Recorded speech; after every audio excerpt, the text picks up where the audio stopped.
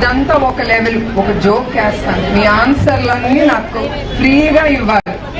మిమ్మల్ని అందరం చూసి ఈ నిజం గెలవాలి యాత్ర చూసి తర్వాత కుప్పంకి వచ్చి నాకు ఒక కోరిక వచ్చింది నా మనసులో.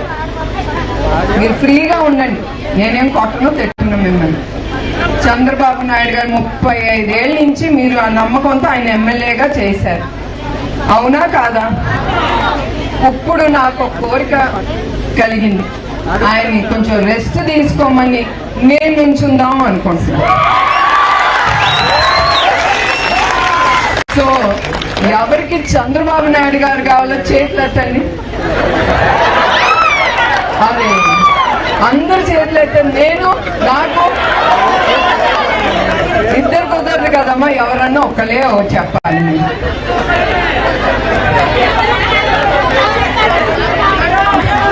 నేను ఇది ఊరికనే అంటున్నాను, నేను ఏది చేసినా నా మనసుకి తోసేది నేను చేస్తాను.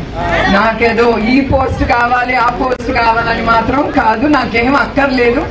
మా ఆయన నన్ను బాగా చూసుకుంటారు, నేను చాలా సంతోషంగా ఉన్నాను. నా కంపెనీలో ఇట్లా మిమ్మల్ని అందరినీ తప్పకుండా కలుసుకుని నేను సంతోషిస్తాను. ఇది ఊరికే ఒక జోక్ కింద, ఎప్పుడు సీరియస్ గా మాట్లాడితే బాగోదు కదా, అది ఒక లైటర్ మూమెంట్. ఇది నిజం అనుకోపాకండి, ఆయనే ఉంటారు మీకు ఎప్పుడు.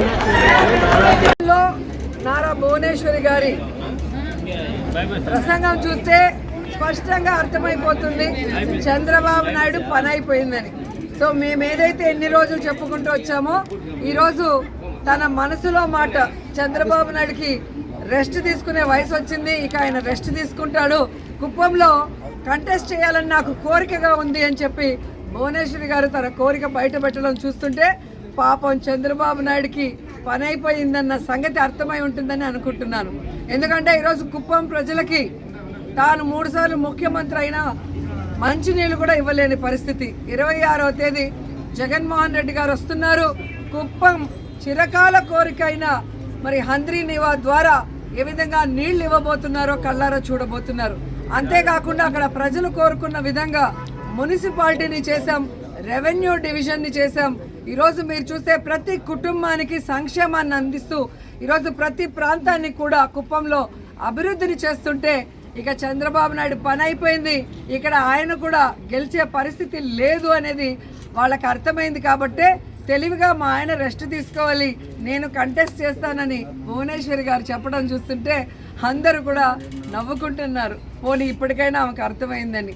సో కుప్పం ప్రజలకే ఏమీ చేయని చంద్రబాబు నాయుడు ఈ రాష్ట్ర ప్రజలకు ఏమీ చేయడన్న సంగతి రాష్ట్ర ప్రజలకు తెలుసు. కాబట్టే కుప్పంతో సహా 2024 175కి 175 జగనన్న కొట్టబోతున్నాడు. ఈ రాష్ట్ర ప్రజలకి మరింత సంక్షేమాన్ని, మరింత అభివృద్ధిని అందించబోతున్నారు. జై జగన్, జై జగన్, జై జగన్, జై జగన్.